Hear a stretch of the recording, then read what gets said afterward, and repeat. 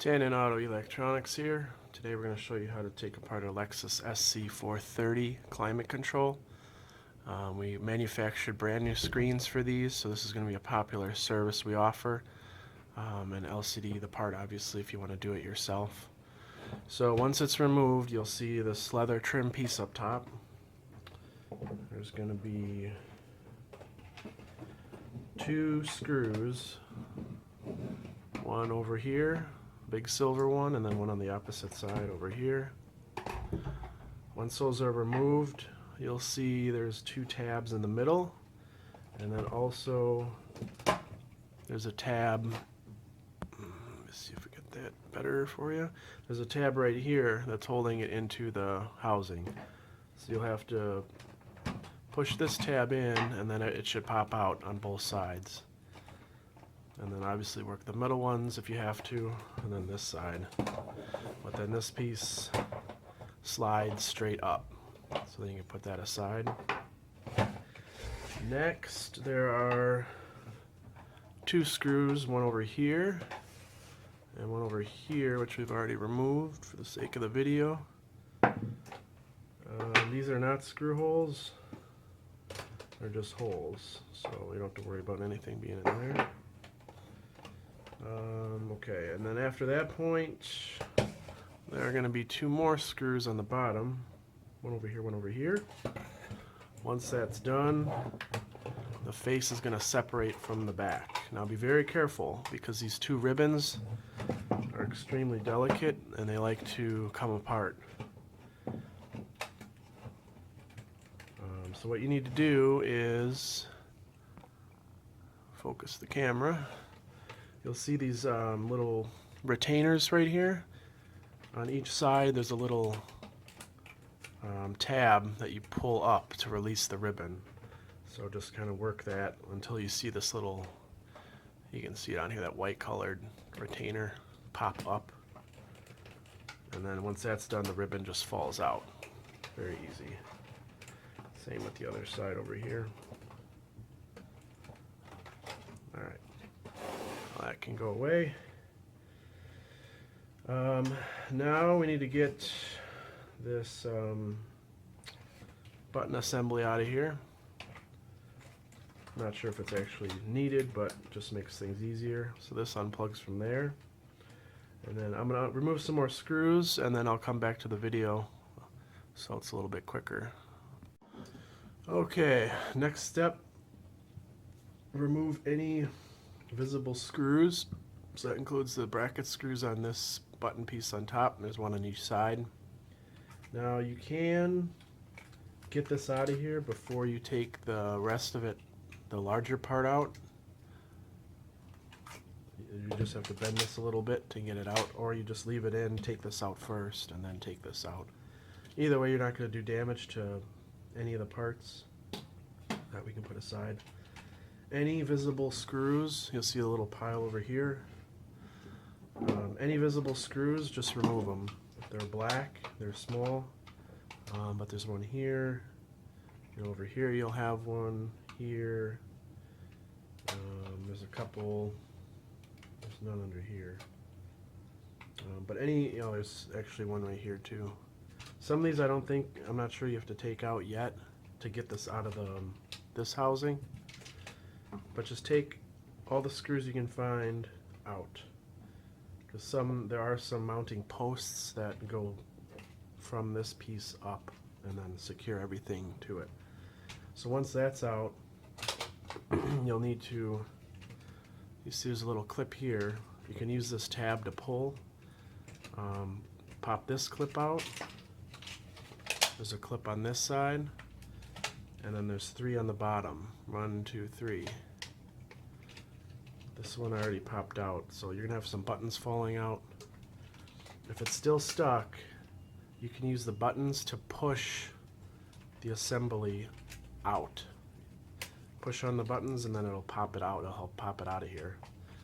So once that's removed, some buttons will be stuck on here, other ones will stay in the housing. If you try to put them on like that and turn this upside down, then they're going to fall out anyways. So best bet is just to pull the buttons out of this piece and then then put those aside. So you don't need those. Some of them, I guess, yeah, they stay in here because they've got retention clips on there. But here you're starting to see the LCD panel now. On this one specifically, you can see this black line starting. Maybe there's like a little black line on here starting. A lot of times it'll be much worse, where whole sections will be just black or faded or won't look good. That's a better picture of it. Yeah, right there you can see that line coming through. So this is a very minor case, but while it's apart, we want to replace that anyways and get a new LCD in there. So now we're left with just the part we're going to be working with, and you'll see all these pins here on the bottom. You're going to want to clean all the glue off or scrape it off, or whatever. You can use a desoldering gun, and it'll suck everything out of here, but you'll have to clean the gun obviously because it'll be jammed up with glue. But desolder all these pins for the LCD, and then you'll see this black shield, I guess, glued down. You're going to want to peel this off. This you're going to transfer to the new LCD. Just like that, because it's stuck on the original LCD here. You'll see the pins right here. So once you desolder the top, the LCD is going to come right out. And I'll do that and then come back to the next portion of the video. Alright, so I've desoldered the old LCD, and it'll lift right out of there like that. And then underneath you'll see the lighting arrangement for the LCD. When we do the rebuild, we replace all of these. We just do it with white, which matches original. You can change these to any other color you want. We can also do that if you send it in for repair. You'll see all these green LEDs right here. 3, 4, 5, 6, 7, 8, 9, there's probably 10 under here, 11, 12, 13, 14, 15, 16. Those all light up the buttons. If you want those changed, we can change those for you for an extra cost. Above the green ones here, you'll see little yellow or white colored ones. Those are the indicator lights. Those are what light up. You'll see the little translucent rectangles above the icons. So when you push the button, then it tells you that is activated. Those are what we call the indicator LEDs. So there's 1, 2, 3, 4, 5, 6, 7, 8 of them here. We can also change those if you want to change that color, or you can do that yourself, either way. So let me just see here. So there were 2 screws on this bottom board that we didn't have to remove. One there, one here. So you can leave those in if you want. Also, it looks like the screws right here and then right here don't have to come out, because that's just attached to this center section, plastic section. However, the one right here and the one right here do have to come out, because those attach to posts on this bottom piece that we pulled out of here. You'll see these 2 posts over here, and then also there's 2 more up here that you can see on here, these corners. Those are mounting spots. Alright, so that's out. And then here you'll have your new TAE Tanin Auto Electronix LCD. You'll see our logo on the front here. And then it's sealed nice to prevent any damage. Well, no one else is going to have these, hopefully, unless you're buying a counterfeit one. You'll also see our logo right in the corner, Tanin Electronix. So you know it is genuine product that we warranty and authorize. We're the only sellers of this LCD. No one else sells these, so you can only get them from us. You can see it right there a little bit. It's going to have plastic film on the top and the bottom, so make sure to peel that off. There's one, and then sometimes you'll see the segments illuminate there a little bit if you peel off and create some friction or static. The top one you can leave until you install it, just so it protects the glass, you don't scratch it up. But just know and remember that there's plastic on here you have to take off. Now, one important thing, you'll notice this has a film on it that you can't remove. You still have to move the white backing from the original LCD.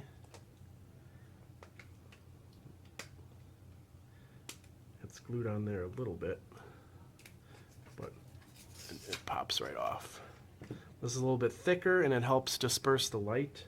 So we'll just put that right over the back of our LCD.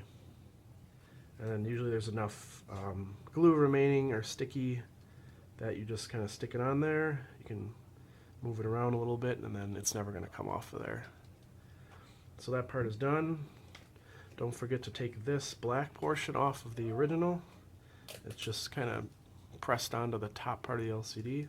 Transfer that over, and we'll do that later when we finish this one. But basically you just slide the LCD in, same as you removed it. Make sure to line up all these little holes on the top, and it'll pop out the bottom, and then solder it in. We will do that. We have to do an LED conversion on this one. Customer wants red, so once we put this all back together, I don't think anyone needs any instructions after this. I mean, it's kind of reverse from how we put it in, or how we took everything apart. Obviously clean this up. If you didn't do a good job desoldering, there might be glue or other solder left in there, but our equipment's pretty good that it just takes everything out of there. So yeah, we'll do a final wrap-up video. I'm not going to show in detail soldering or anything else because that's just part of doing it yourself. But I will show the finalized finished product, and it's going to look really good. So we hope you enjoy your LCD panel. If you have any questions, just let us know, and I'll be back for the last part. So here we have the conversion complete. This customer wanted a red screen and white buttons. A little bit hard to see when it's dark, but we got everything done. Screen's installed. Everything works as it should. Just like original. And then, like I said, the white buttons we did. Normally these are green. We can do them in almost any color you want. I left the indicators stock, so the green on the auto and the orange. I just think that looks better than if that were changed to white also. But definitely your choice. If you want those changed out, we can do that too. And then reassembly is opposite of disassembly. Again, just make sure to be careful with these two ribbons. The pins on them like to come loose and fall off. So be very careful with those. Don't forget to plug in this top part, which is this top button section. And other than that, it is complete. So whether you're going to do this yourself or send it in, I hope this video explained the process a little bit better and also showed the end result of what you'll get after sending it in to us for repair, and then the quality of our LCD screen. Very close, if not identical, to the original LCD. We couldn't find any difference comparing them side by side. So, and this also has a lifetime warranty, so no issue with that. And that's it. So thanks for watching this episode, and we'll talk to you soon.